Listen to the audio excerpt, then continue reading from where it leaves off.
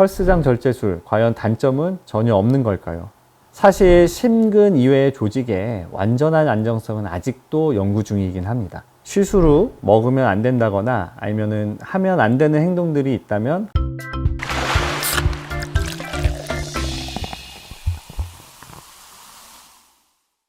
안녕하세요. 강북삼성병원에서 부정맥 시술을 전담하고 있는 순환기내과 김민 교수입니다. 펄스장 절제술, 과연 단점은 전혀 없는 걸까요?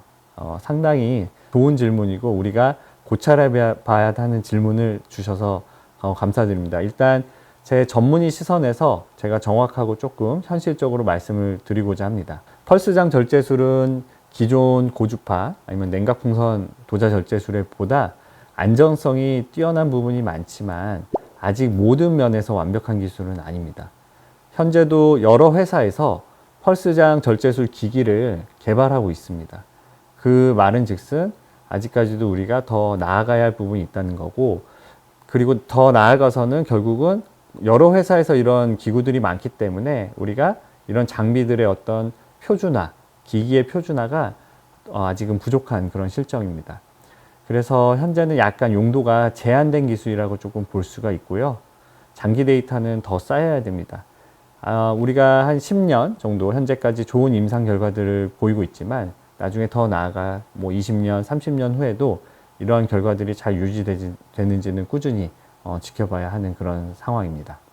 비가열 시술이라면 장기 손상 위험은 제로, 그러니까 0이라고 봐도 되나요? 아주 이것도 이전 질문에 연결해서 답할 수 있는 좋은 질문을 주셨습니다.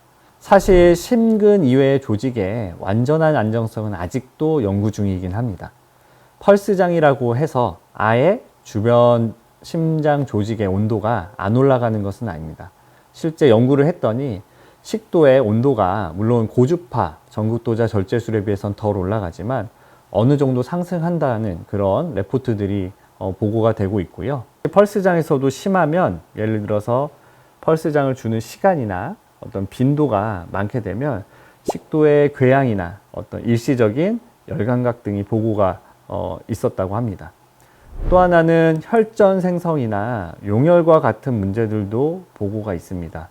따라서 주변 장기의 손상 위험이 제로, 그러니까 0이라고 볼 수는 없고 이전 시술들에 비해 더 적어졌다라고 보시는 게 맞다고 생각을 합니다. 자, 이제는 시술 그 후에 우리가 이제 질문을 주시는 것 같아요. 보면은 시술 후 먹으면 안 된다거나 아니면은 하면 안 되는 행동들이 있다면 어떤 것들이 있을까요?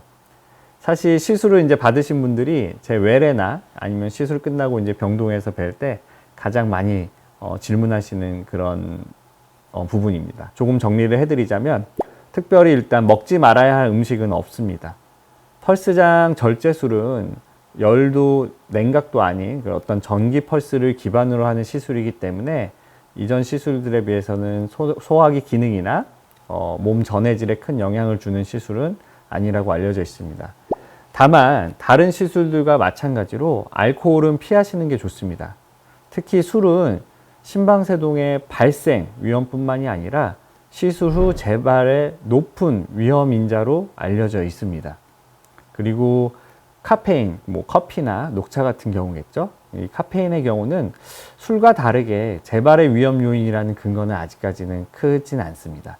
따라서 사실 적절한 양의 카페인 정도의 섭취는 저는 제 환자분들이나 보호자분들께는 가능하다고 설명드리고 있습니다. 그리고 시술 후 1에서 2주 뒤부터 가벼운 운동에서 이제부터 시작을 하는 게 좋습니다. 이는 심장보다는 사실 사타구니에 이 시술 한 부위에서, 그러니까 혈관을 천자한 부위에서 출혈 문제가 발생할 수 있기 때문에 보통 1, 2주의 그런 시간을 두고 권장을 드리고 있고요.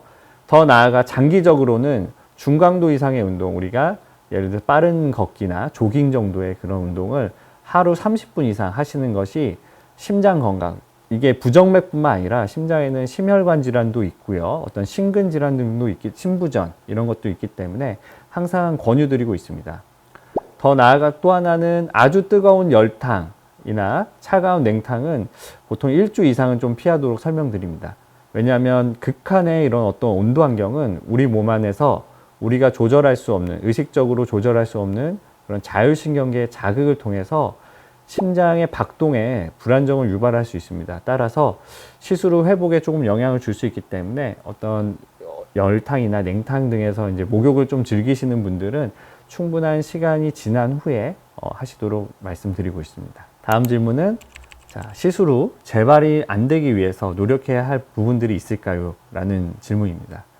이 부분 상당히 중요하고 모든 분들이 노력해야 되는 그런 내용입니다. 첫 번째, 체중 관리 되게 중요합니다. 비만은 심방세동의 재발뿐만 아니라 아까 앞서 말씀드렸던 다른 이제 심장질환, 심혈관 질환의 아주 강력한 위험인자입니다. 특히 BMI라고 하죠. 우리가 그래서 BMI가 27 이상이면 체중 감량을 최소 10% 이상 할 것을 이제는 아주 강한 등급으로 우리가 그 치료 지침에 설명을 하고 있습니다.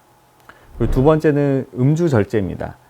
아까 말씀드린 바와 같이 심방세동에서 알코올의 역할은 되게 중요하고 이 심방세동 자체가 알코올에 되게 민감합니다. 영어로는 Holiday Heart Syndrome이라고 있습니다. 음주 다음날 심방세동이 재발이 자주 보고되는 그런 것을 근거로 해서 나온 단어입니다. 따라서 지속된 금주를 저는 권장을 드리고 싶습니다. 세 번째는 수면무호흡증 관리입니다. 아직까지는 좀 간과한 부분이 있다고 생각이 되는데요.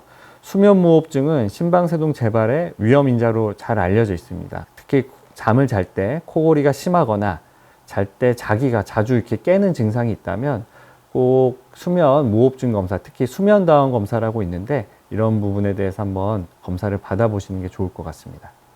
그리고 네 번째로는 운동입니다. 유산소 중심의 적당한 운동이 도움이 됩니다만 하지만 근력 운동도 도움이 되는 것으로 최근에 알려져 있습니다. 너무 무리하게는 하지 않는 것을 좀 말씀드리고 싶습니다. 사실 너무 심하게 운동을 하게 되면 오히려 부정맥, 심방세동의 재발을 유발하기도 하고 다른 섬액성 부정맥 질환의 위험도 올라간다고 되어 있습니다. 더 나아가서 관상동맥 질환, 특히 심혈관 질환에서도 너무 심한 운동은 안 좋은 영향을 줄 수 있다라고 여러 보고가 되었기 때문에 이 부분에 대해서는 조금 조심하시는 것이 좋겠습니다. 다섯 번째는 스트레스 수면 부족, 피하기입니다. 심방세동은 아까 이제 자율신경계에 상당히 민감한 부정맥이라고 말씀드렸습니다. 따라서 과도한 스트레스를 받거나 너무 잠이 부족하면 재발 가능성이 올라갈 수 있습니다. 정확하게 딱 정해진 건 아니지만 현재까지 데이터 자료들로 볼 때는 하루 7시간 이상의 수면이 도움이 될 것으로 생각이 되고 스트레스 관리는 사실 어렵죠. 그래서 이런 것들은 뭐 각자 관리하시는 방법이 다르겠지만 일반적으로는 보통 운동이나 명상으로 관리하시는 것이 가장 쉽고 좋은 방법이지 않을까 싶습니다. 이 펄스장 절제술이 부정맥, 특히 심방세동 치료에 아주 새로운 전환점으로 자리 잡고 있습니다. 이전 시술들에 비해서 보다 정확하고 안정적이고 사실 회복도 빠르고 여러 가지 이유가 있기 때문이죠. 하지만 이 시술이 꼭 나에게 맞는 치료인지 그리고 이 시술을 언제 시행하는 게 좋을지는 환자 한 분 한 분의 상태에 따라 다를 수가 있습니다. 그리고 제일 중요한 건 너무 늦기 전에 전문의 선생님과 상의를 하시는 겁니다. 그리고 환자분들도 치료를 받을 수 있다, 완치될 수 있다라는 기대감을 가지시는 게 아마 아까 말씀드렸던 그런 스트레스 이런 부분에서도 도움이 될 것 같습니다.